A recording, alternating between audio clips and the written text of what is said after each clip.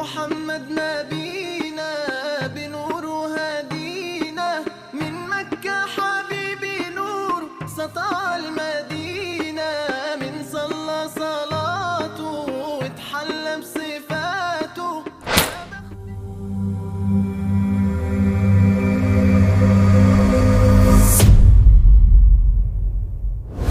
Assalamualaikum warahmatullahi wabarakatuh. Selamat datang kembali di Babul Huda Channel.